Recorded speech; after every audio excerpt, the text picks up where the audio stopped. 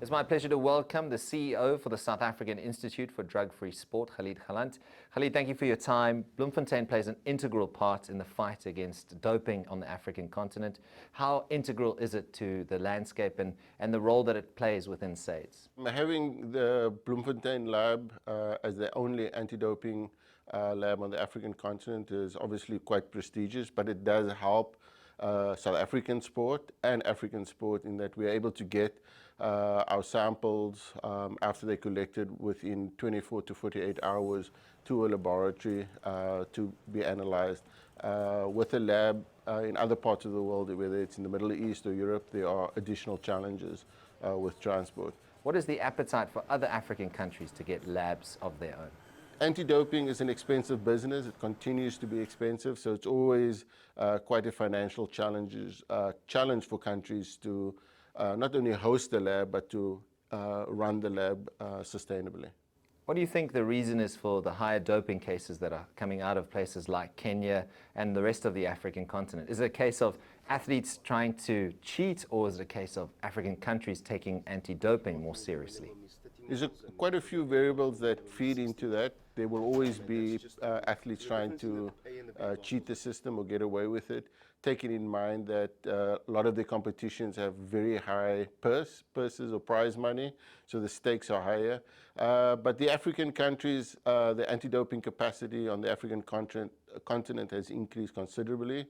South Africa, Egypt and Kenya are the big players, but Zambia, Ethiopia, in West Africa, Ghana has really stepped up the anti-doping capacity. Khalid, what have you learned from COVID through your test results? What we have seen in quite a few of the samples, and this is particularly to South Africa, post-COVID, we've seen the presence of quite a few of illicit drugs, and there we're talking about the cocaine, the marijuanas, also the painkillers like tramadol, which is not yet banned in sport, which will come into effect in 2024.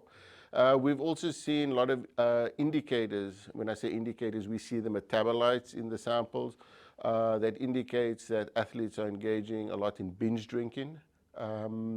And those are areas of concern, and we've issued cautionary advisories to certain sport codes.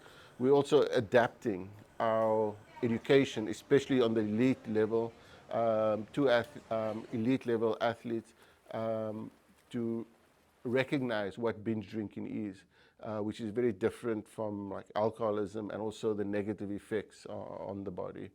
The 2023 Africa Games in Ghana is not far away. Do you think Africa is ready for these games? Traditionally, the African Games serve as a qualifier in many sport codes for the Olympic Games, which will be in 2024 in Paris.